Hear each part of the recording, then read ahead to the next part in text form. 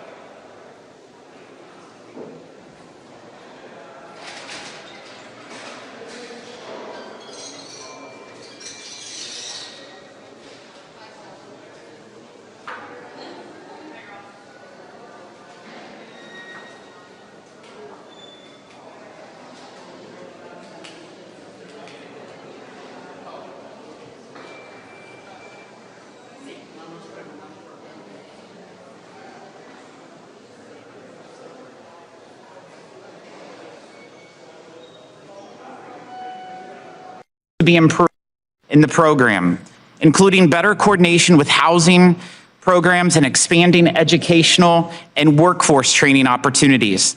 The First Lady's Fostering the Future initiative, combined with the strong work that Chairman Darren LaHood and Ranking Member Danny Davis have done, has created a very unique opportunity for reform. And I am committed, as I said earlier, committed to advancing legislation through this committee as quickly as possible. This roundtable provides an opportunity for the First Lady to share with us some of the important stories she has heard from foster youth about the need for reform, and for members of this committee to hear directly about reforms that we are working on. I'd like to recognize the foster youth here with us. We have Jaden Martinez and Jocelyn Fetting, and we thank you for your willingness to share your stories.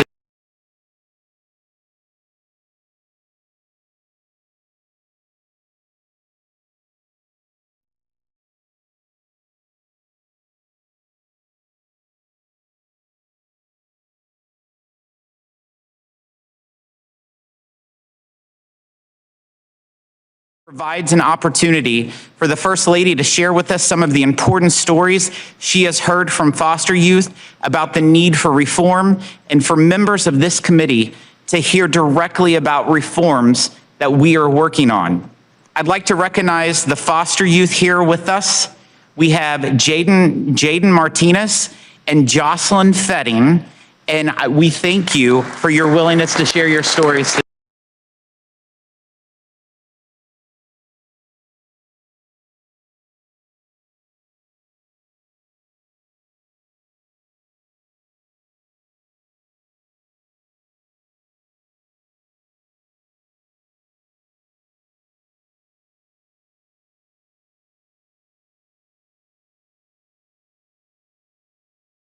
Perspectives are so important for sharing adversity, but also the hope that's what's possible for youth. I recently learned the story of Seth, who is originally from Rolla in my district in Missouri. He entered foster care around age 15 and aged out at 18. He experienced homelessness, and he worked 3 jobs, walking 6 miles each day to go between them. Seth received the Melania Trump Foster Youth to Independence housing voucher, which provided him stable housing. In his words, that voucher, quote, flipped the script on what he thought was possible in his life. He currently works as a corrections officer and intends to apply to college this fall. This is what's at stake: the opportunities for foster youth to live more fulfilling lives of their choosing. I will now turn to the Work and Welfare Subcommittee Ranking Member, Danny Davis, for his remarks. Thank you, Mr. Chairman, and thank you, First Lady. I'm very pleased that the First Lady and our committee have gathered today to hear directly from youth who experience foster care. And it'll help. Not work.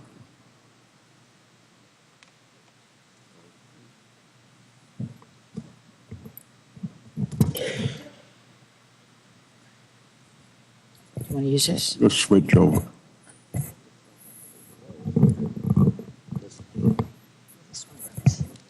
This doesn't either. It did turn on. Yeah, you see, it's on. It's on. None of ours. Now I think we're on. Thank you, Mr. Chairman, and thank you, First Lady. I'm very pleased that the First Lady and our committee are gathered today to hear directly from youth who experience foster care and to discuss how we at the committee can help foster youth thrive. The voices of youth and families should always be at the center of our work. Every year, about 20,000 young people age out of foster care, never having found a permanent family. It was not safe for them to return home, and they were not connected to other kin or an adoptive family. Although Congress created the Chafee program to help older foster youth transition out of care, lack of awareness and limited funding mean less than 1/4 of youth aged 16 to 21 actually receive Chafee services. The path for youth exiting care is treacherous. Many drop out of school, become parents young, struggle with untreated mental health issues and trauma, and experience homelessness.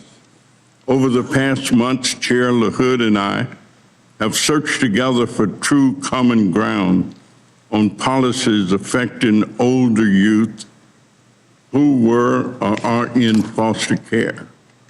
I commend my friend, Mr. LaHood, for a bipartisan process that should be a model for all of our work. A sincere, thoughtful collaboration where we both talked and listened. This collaborative process yielded 6 pieces of legislation that reflect real consensus. I'm proud of these first steps that represent real progress, and I believe that we can accomplish far more, especially as we are now joined by the First Lady. As we listen to these youth today, I hope my colleagues will consider what more we can do to support these youth and the new approaches of our legislation. Notably, there is a critical need for more investment. Aside from during the pandemic, this committee has only increased Chafee funding by $3 million since its creation in 1999. The amount of money needed would be tiny and insignificant compared to the fiscal impact of a routine tax markup in our committee or a day at the Defense Department. Yet such funding would be life-changing for foster youth. In particular, I know the First Lady has engaged deeply with foster youth and is committed to helping them. And so, First Lady, I believe that your voice in support of the resources needed to implement these bipartisan bills and expand and reach out to the Chafee program added to ours would make all the difference between first steps and transformative change for youth. So I thank you so very much for your interest, for your engagement, your involvement. I thank you, Mr. Chairman, and I yield back. Thank you, Mr. Davis, for your commitment to the foster children of the United States. I will now turn to the Work and Welfare Chairman, Mr. Darren LaHood, for his remarks. Thank you, Chairman Smith, for having this full committee roundtable. And I want to welcome you, Madam First Lady, and just commend you for your passion and commitment to our foster youth. Your voice and the way that you've championed this cause is inspiring, and we're grateful to have you here today. Your longstanding attention to uplifting America's foster youth through the Be Best and Fostering the Future initiatives has been a catalyst for meaningful and transformative change. I don't know if everybody realizes, but your engagement with this committee on foster care dates back to 2022, when you co-authored an op-ed with our colleague, former Representative Jackie Walorski, highlighting May as National Foster Care Month in 2022. We thank you for that. And as chairman of the Work and Welfare Subcommittee, one of my priorities has been how do we modernize the Chafee foster care program? Last January, we received a troubling report from the Government Accountability Office, which found states across the country have been returning unused Chafee funds since 2007, despite the need from foster youth. In 2023 alone, more than 30 states returned $8.9 million in unused funds. Over the past year, a bipartisan group of members of this committee has been working to develop and introduce common sense reforms to make sure Chafee dollars are getting to the youth that need them. And I want to thank Ranking Member Davis and my friend and the members who are leading these bills for their leadership and partnership on this. During our hearings, I have consistently heard that access to stable housing is one of our biggest barriers that youth face as they work towards self-sufficiency. One study found that 35% of foster youth experienced homelessness by age 21. We also know that federal programs are fragmented and don't always coordinate with each other. To address this, I introduced the Foster Youth Housing Opportunity Act with my colleague, Gwen Moore, to improve coordination between child welfare programs and the Melania Trump Foster Youth to Independence Housing Program. As you know, many public housing authorities have been unable to secure the vouchers required for supportive services, preventing youth from being able to utilize the voucher as intended. Our bill, which has more than 100 endorsements, would allow states to use SHAFE funds for housing supportive services and aligns age eligibility between the programs, reducing a key barrier to access. This bill is one of the 6 bipartisan bills with important reforms to SHAFE that members of this committee have worked on together. Mrs. Trump, your presence here today and leadership on the Fostering the Future has elevated foster care at the highest level of government. Thank you for your commitment and for taking the time to come here today to speak with members on both sides of the aisle about these reforms and listen to the different perspectives in the room. Through our bipartisan efforts and with continued support, Mrs. Trump, I am confident that we can successfully advance these reforms through Congress. This isn't just a roundtable to discuss ideas. We have legislation and an opportunity to deliver a transition-age foster youth with the tools that they need to achieve greater opportunity, upward mobility, and long-term success. And I am committed to working with you and my Democrat colleagues to do what it takes to get this across the finish line, to turn words into actions. Again, I thank you, Mrs. Trump, and Jaden and Jocelyn for joining us here today. And I yield back. Thank you, Mr. LaHood. No one has done more than the First Lady to champion the cause of foster youth, and I look forward to hearing her perspective. So I would now like to turn the floor over to the First Lady of the United States. Good afternoon. Thank you, Chairman Smith, for hosting today's critical discussion surrounding America's foster care community. Chairman LaHood and Ranking Member Davis, your efforts to shape the legislation with your subcommittee are of tremendous value to our nation and to all the representatives of this prestigious committee who have worked so hard to introduce decisive reform within foster care. Mr. Miller, Mr. Chow, Mr. Moran, Mr. Yakim, Ms. Moore, Mr. Evans, and Mr. Carey, thank you. I would also like to extend my warm welcome to all of the Congresspeople in attendance today. Your bipartisan support is appreciated. And finally, a special thanks to Jacqueline Ronnie Faring and Jordan Martinez. We are gathered here today not because America's children rely on us, but rather because America's children are our moral equals. As parents and leaders, it is our ethical obligation to ensure American children develop emotionally and physically within a safe environment. As a community, we strive to nurture our children's curiosity, protect their innocence, and guide them with hearts full of care. Through respect, participation, and protection, American parents deliver the essentials to our next generation: housing, nutrition, clothing, and healthcare. In safeguarding our children's well-being, we shape the integrity of our nation. But to get there, a strong knowledge base is required. Education is the cornerstone of a child's future. Clearly, education is the foundation that can remain throughout one's lifetime. Yes, knowledge is permanent.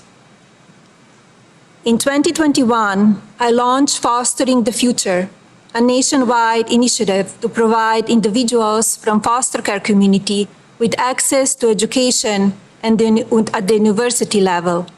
My goal is to prepare these individuals to secure entry-level jobs, become financially independent, and eventually innovate, create new businesses, and generate employment opportunities. When I first developed Fostering the Future, one thing became very clear. The foster care community requires action over awareness. This truth stands today. I'm proud to share that Fostering the Future currently maintains a footprint of over 20 universities across the country from coast to coast. In fact, academic institutions such as Vanderbilt University, the University of Miami, LSU, UVA, the University of Texas, the Ohio State University, and the University of Alabama all educate Fostering the Future students. Although reports vary, roughly 3% of individuals in foster care community earn a college degree in 2025. We can close this gap.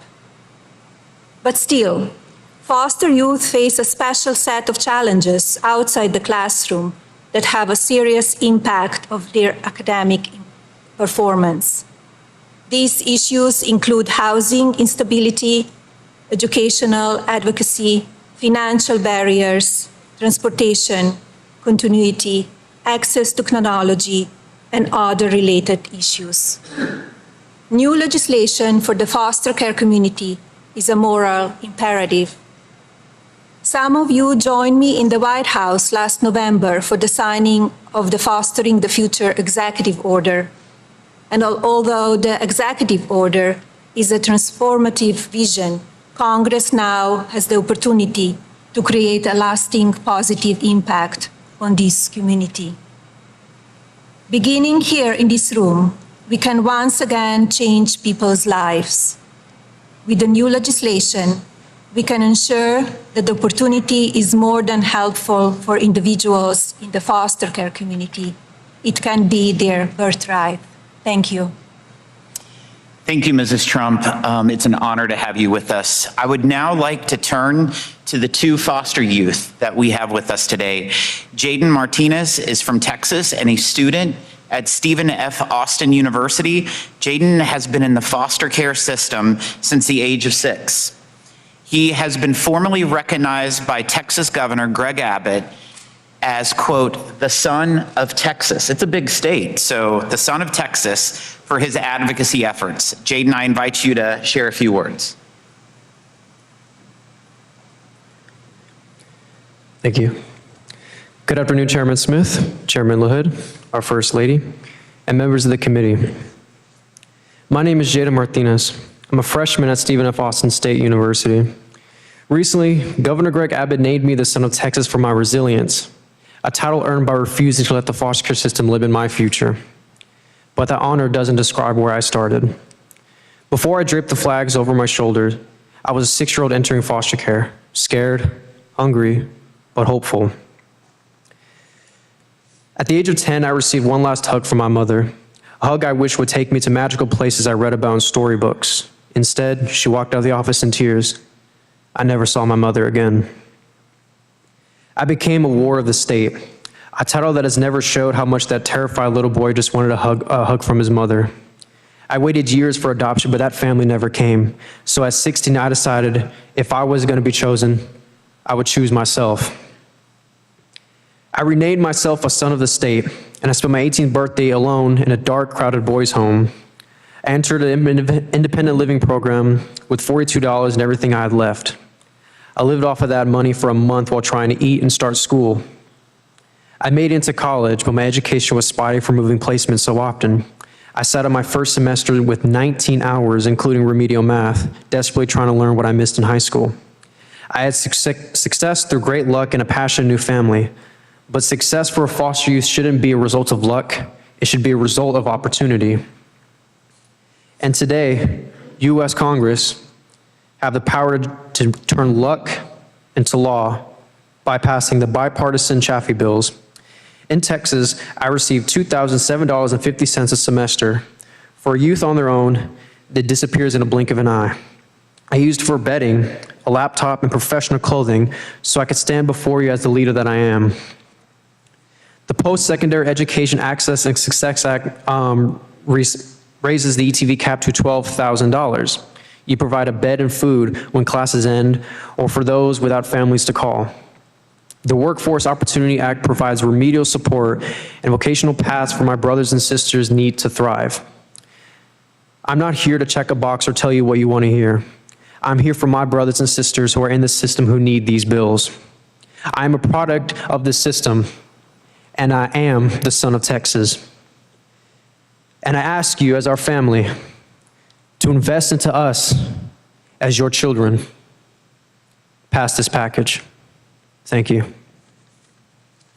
Thank you. Thank you, Jay.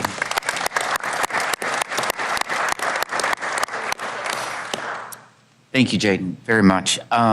Jocelyn Fetting is from Illinois and recently earned her Master's of Social Work from the University of Illinois Urbana-Champaign. Jocelyn spent 8.5 years in the Illinois foster care system, aging out at 21.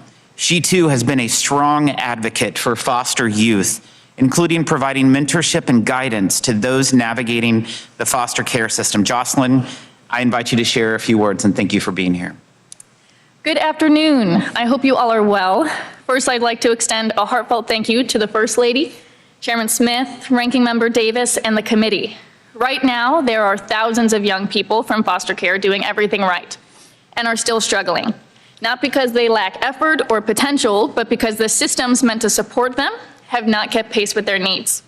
I'm here today with Foster Club, not just as one voice, but as a reflection of those young people whose lives are shaped by the policies we choose.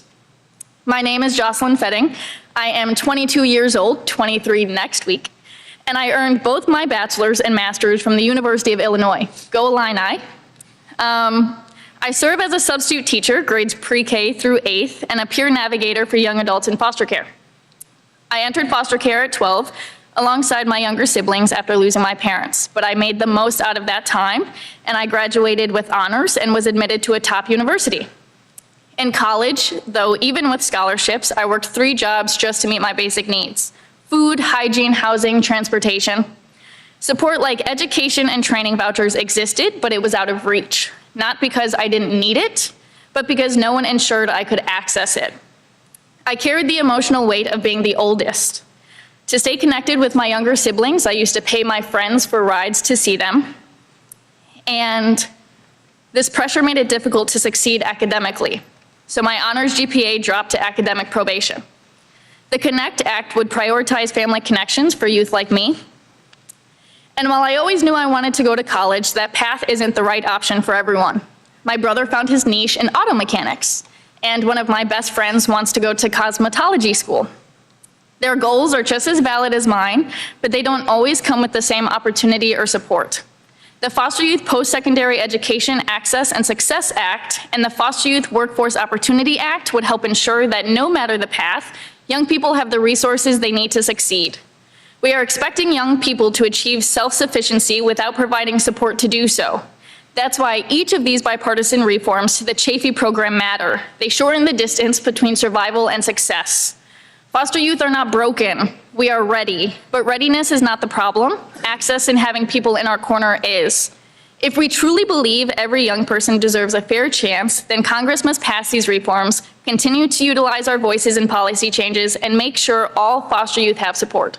Thank you so much.